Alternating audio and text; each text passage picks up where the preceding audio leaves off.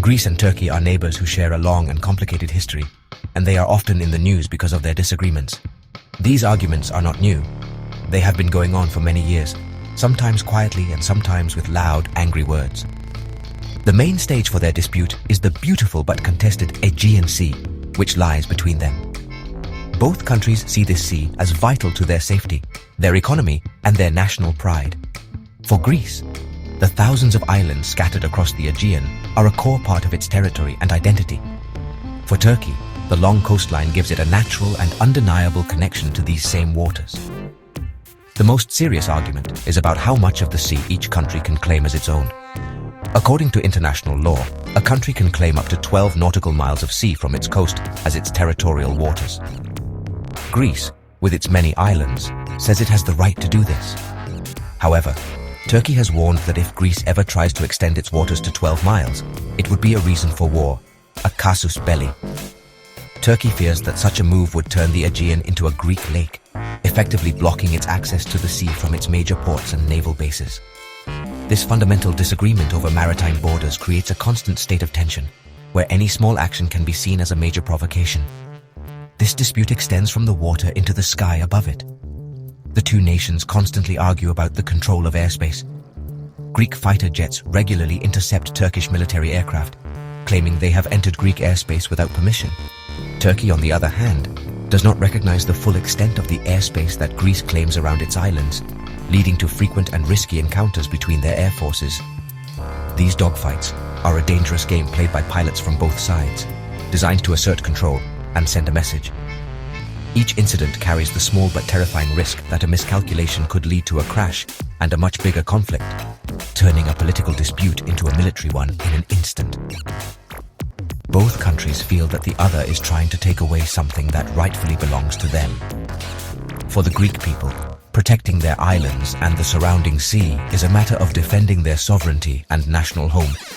For the Turkish people, ensuring their ships can freely sail from their long coastline into the Mediterranean is equally important for their security and future. This is why leaders on both sides often use strong language and make bold military moves, like buying new submarines or flying jets into disputed zones. They are showing their own people that they are strong and will not back down in protecting what they believe are their national interests in this critical and contested sea. Beyond the sea and sky, the island of Cyprus stands as a deep and unhealed wound in the relationship between Greece and Turkey. Since 1974, the island has been divided. In the south is the Republic of Cyprus, which is internationally recognized and led by Greek Cypriots. In the north is the Turkish Republic of Northern Cyprus, which is supported and recognized only by Turkey. This division is a constant source of friction. Greece and the Greek Cypriots want to see the island reunited, while Turkey and the Turkish Cypriots now argue for a two-state solution, meaning the division would become permanent. This fundamental disagreement ensures that Cyprus remains a major obstacle to any lasting peace. The historical tensions are not just about land and borders. They also touch upon culture and religion. Past events like the fall of Constantinople in 1453 and the population exchange of the 1920s have left deep scars on the collective memory of both nations. These historical grievances are often brought back to life by modern political decisions. For example, when Turkey recently decided to convert the historic Kora Church in Istanbul, once a Christian Byzantine church and then a museum, back into a mosque, it was seen in Greece as a provocative act. Greece viewed this as an insult to their shared Orthodox Christian heritage and a sign of disrespect for a multicultural past. Similarly, the treatment of minorities in each country is a sensitive issue. Turkey often accuses Greece of not respecting the rights of the Turkish-speaking Muslim minority in the region of Western Thrace. They argue that these communities face discrimination and are not allowed to fully express their cultural identity. On the other hand, Greece points to the shrinking Greek Orthodox community in Istanbul as evidence of pressure and intolerance. Each country sees itself as the protector of its ethnic and religious kin living in the other's territory, and they use the issue of minority rights to criticize each other on the international stage. These historical and cultural wounds are powerful because they are tied to national identity. For many Greeks and Turks, these are not just political arguments, but matters of heritage, faith, and justice. The stories of past glories and past sufferings are taught to children and remembered in national holidays. This makes it very difficult for leaders to compromise, as any concession can be portrayed by opponents as a betrayal of the nation's history and its people. The past is never truly in the past. It lives on in the present, shaping feelings and fueling the ongoing cycle of mistrust between the two neighbors. A new and powerful source of tension has emerged in recent years: the search for energy. The discovery of large potential reserves of natural gas and oil under the eastern Mediterranean Sea has turned the region into a high-stakes chessboard. Both Greece and Turkey want to control these resources, which could bring great wealth and energy independence. This has added a new economic layer to their old disputes about sea boundaries. The lines they draw on the map to claim drilling rights now overlap, creating a direct competition for potentially trillions of dollars worth of energy hidden beneath the waves. This energy competition has led to new alliances and bolder actions. Turkey has made agreements with Libya to draw a maritime border between them, a line that cuts directly across an area that Greece claims as its own exclusive economic zone near the island of Crete. Greece sees this as an aggressive move designed to isolate it and deny its sovereign rights. In response, Greece has strengthened its ties with countries like Egypt, Israel, and France, creating a bloc to counter Turkey's ambitions. The presence of exploration ships and naval vessels from both sides in these contested waters raises the risk of a direct confrontation over the right to drill. Adding a unique and fascinating layer to this complex situation are ancient prophecies and religious stories that still hold meaning for some people.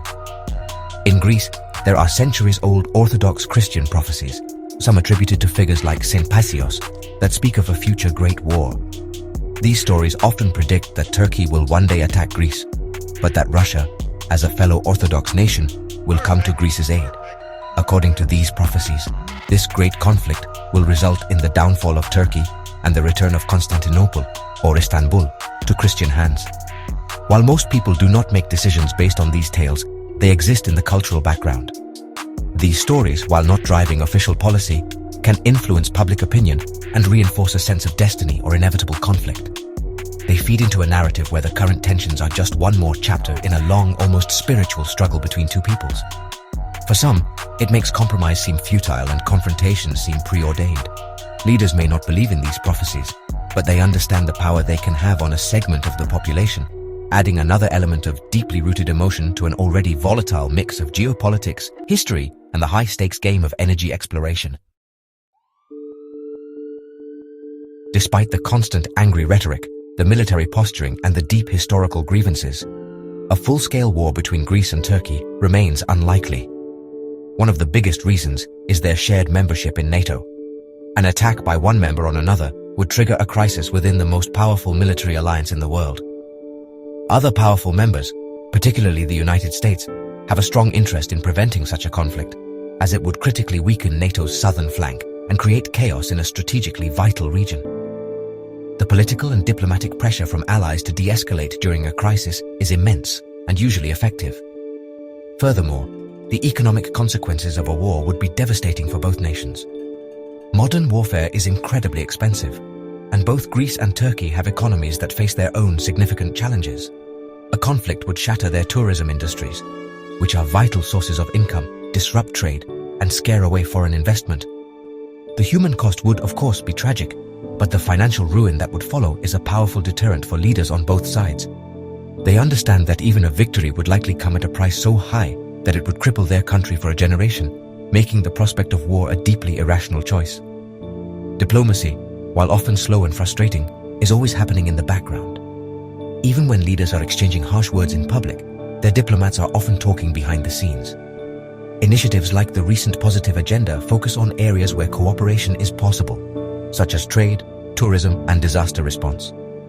The recent visa program that makes it easier for Turkish tourists to visit Greek islands is a small but important example. These efforts help build trust at a human level and create connections that can withstand political storms, reminding both sides that they have more to gain from peace than from conflict. Ultimately, the cycle of tension is likely to continue because the core issues, sovereignty over the sea, the division of Cyprus, and historical mistrust, are incredibly difficult to solve.